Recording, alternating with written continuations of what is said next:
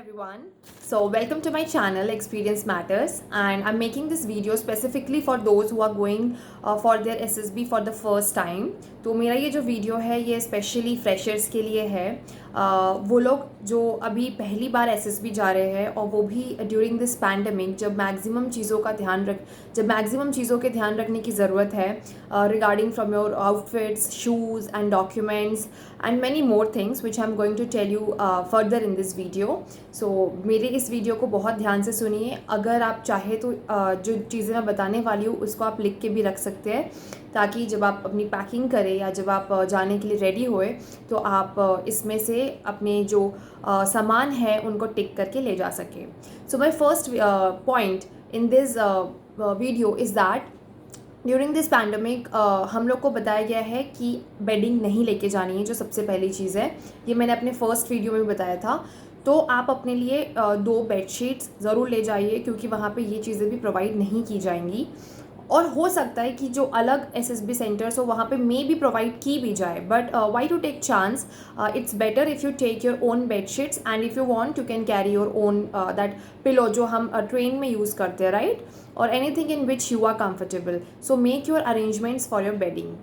जो second point है, मैंने इस बेडिंग वाली चीज़ को सबसे पहले इसलिए कहा क्योंकि जो बच्चे स्क्रीनिंग होंगे फिर उनको वहाँ पे जो 4 दिन रुकना है, उस टाइम पे अगर आप ठीक से सोएंगे नहीं, अगर आप कंफर्टेबल नहीं रहेंगे तो आपका ये जो पूरा जो 4 दिन की टेस्टिंग है कहीं ना कहीं इस पर नेगेटिवली असर पड़ेगा।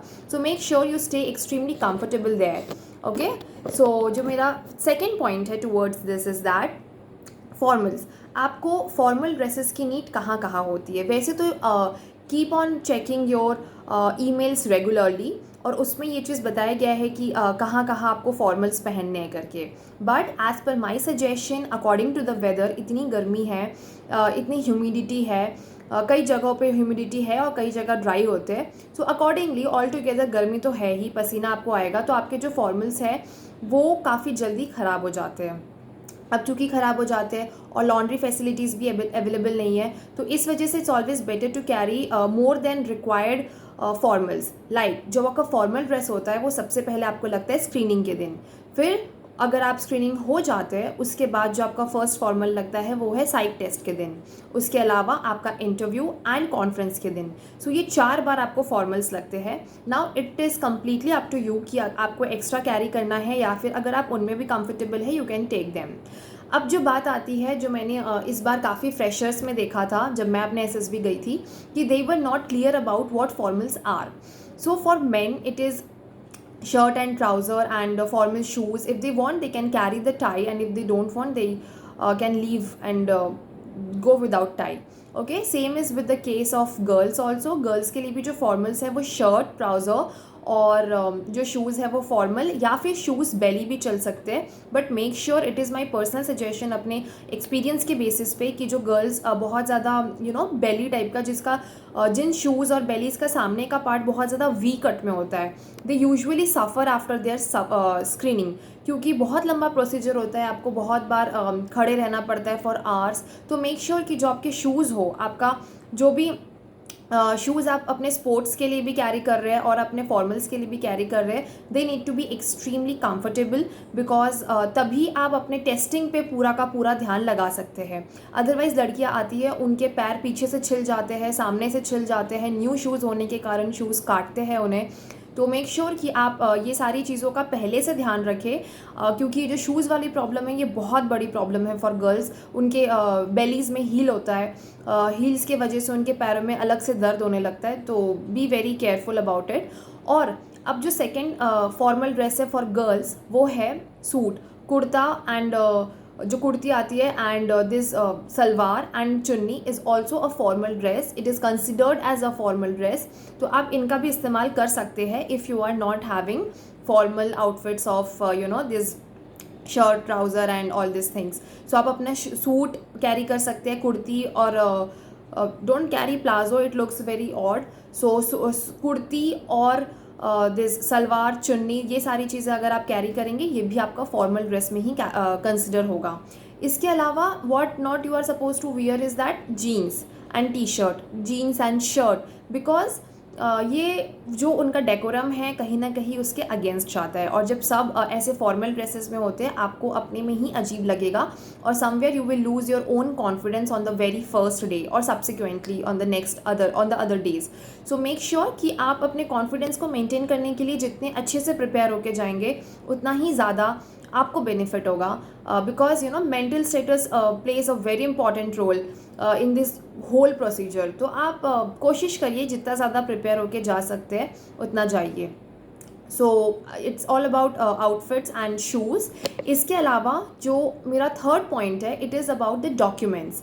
मेक श्योर कि आप अपने सारे documents from class 10th to class up to the date जो आपकी लास्ट करंट एजुकेशन रही है, या जो लास्ट आपकी एजुकेशनल जो बैकग्राउंड रहा है, वहाँ तक की सारी डिग्रीज़ एंड सारे रिजल्ट्स मार्कशीट्स लेके जाइए।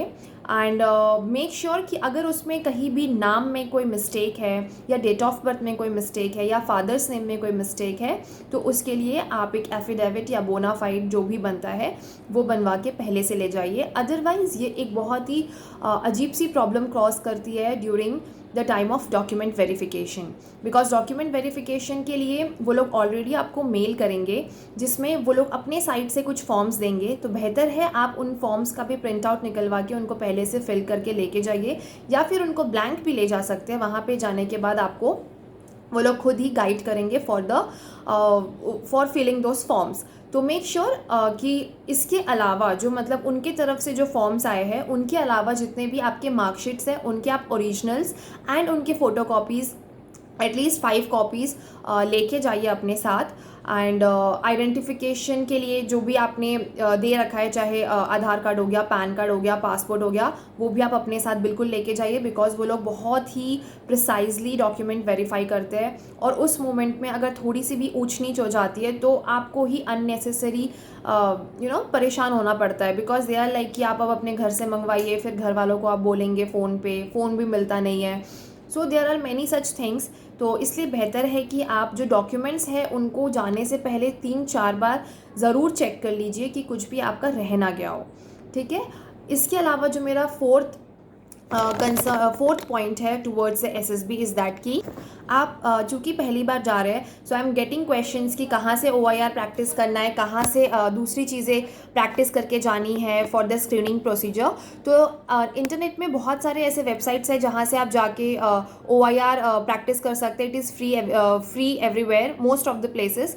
तो वहाँ पे जाके आप उनके OIR प्रैक्टिस सेट्स दे सकते हैं। OIR कुछ भी नहीं होता है, it is just a very आपको देख के लगेगा कि एकदम बच्चों टाइप है, because there are series patterns और very basic multiplication और addition। multiplication तो बहुत ज़्यादा हो गया, just the basic addition, subtraction और रीजनिंग का जो पार्ट है, अगर आप किसी रिटर्न एंट्री को क्लियर करके जा रहे हैं तो you are going to clear it आराम से। और अगर आप डायरेक्ट एंट्री से जा रहे हैं तो हाँ, इट्स बेटर टू प्रैक्टिस। वैसे प्रैक्टिस करना सबके लिए ही बेहतर है, बिकॉज वहाँ पे स्पीड भी बहुत मैटर करती है। कहते हैं कि वो लोग 30 मिनट्स है आपके पास, एक OIR के लिए 30 मिनट्स है और सेकेंड OIR के लिए भी 30 मिनट्स है, बट टाइम का कैलकुलेशन आपके पास कुछ रहता नहीं है, बिकॉज आपको वॉचेस पहनने, मोबाइल रखने अलाउड नहीं होते। तो इसलिए वो लोग कितना टाइम दे रहे हैं, क्या नहीं दे रहे हैं, इससे हमें कोई लेना देना नहीं है। We are suppose to go with the complete preparation. So practice OIR 3-4 OIRs before going, that will help you a lot. उसके अलावा जो स्क्रीनिंग का प्रोसीजर उसमें और आता है वो है स्टोरी राइटिंग। तो आप अगर गूगल में सर्च करेंगे, बहुत सारी साइट्स है जो आपको जो आपको PPDT के लिए पिक्चर्स देती है। बहुत लोगों के जो मेरे पास डाउट्स आ रहे हैं, मेरे पास जो मेल्स आ रहे हैं, उसमें ये भी है कि क्या चीज़ें जो पिक्चर दिखाई जा रही है क्या वो ब्लर है या वो क्लियर है PPDT में। जो भी अलग अलग सेंटर्स होते हैं उनके वहाँ PPDT में या फिर टैट में पिक्चर्स जो दिखाए जाते हैं वो इंटायरली उन पर डिपेंड करते हैं। There is no certain trend about कि पर्टिकुलरली PPDT में ऐसा ही दिखाया जाएगा, ब्लर काइंड ऑफ, और टैट में क्लियर रहेगा। मैंने बहुत बार सुना है कि ये वाइस वर्सा भी हो जाता है। So whatever the picture is going to be, going to be in your PPDT, you can write stories in that. You can write any story in that. और इसके लिए भी मैं सजेस्ट करूँगी कि आप पहले से थोड़ा बहुत प्रैक्टिस करके जाइए। और PPDT की जब आप प्रैक्टिस करते हैं या टैट की प्रैक्टिस करते हैं तो ये दोनों ही प्रैक्टिस साइमल्टेनियसली हो जाती है।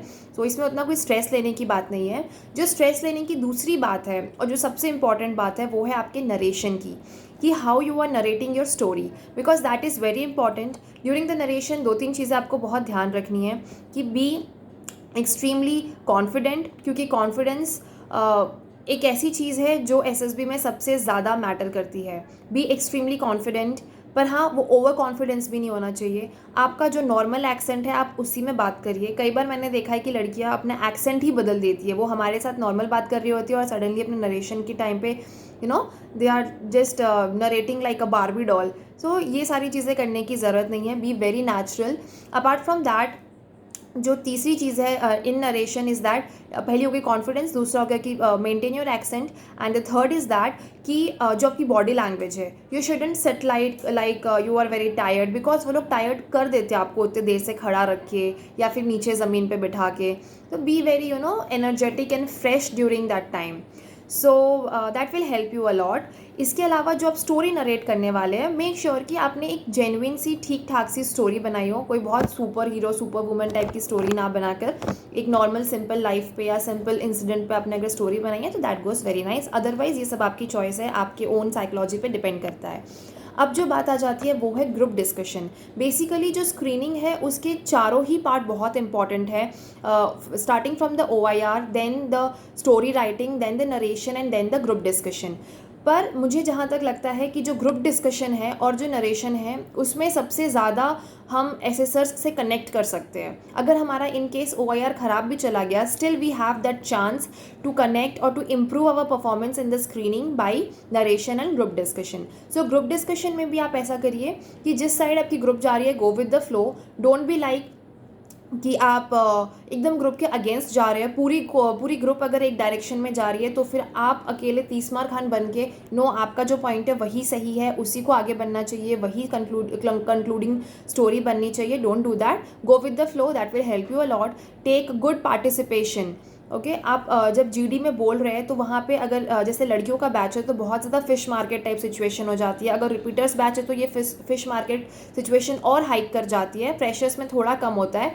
बट स्टिल अगर इन केस ऐसी सिचुएशन अराइज हो गई है तो be very loud and clear about your thoughts.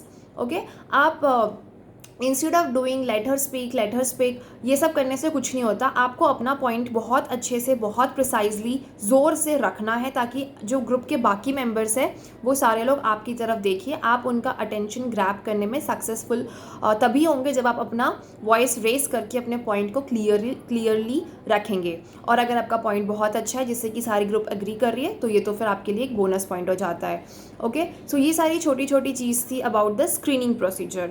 जो मेरी 5th टिप है वो ये है कि चूँकि पैंडमिक है, 5th point towards the SSB during this pandemic, जो आपको ध्यान में रखना है कि वहाँ पे तो खाना पीना सब अच्छे से मिलता है, सारी चीज़ें अवेलेबल रहती है, बट पैंडमिक में कौन से सेंटर्स में कौन सी चीज़ें अवेलेबल है और कौन सी नहीं है ये कहना थोड़ा मुश्किल है अभी, क्योंकि काफ़ी जगह कैफेटेरियाज मतलब चल रहे हैं और काफ़ी जगह कैफेटेरियाज बंद है। तो मेक श्योर कि आप अपने खाने पीने का जो स्नैक्स काइंड ऑफ आइटम है वो खुद से लेके जाइए, ताकि इन केस अगर आपको ज़्यादा भूख लगती है और एनीथिंग लाइक दैट तो आपके पास खाने के लिए कुछ ना कुछ मटेरियल हो।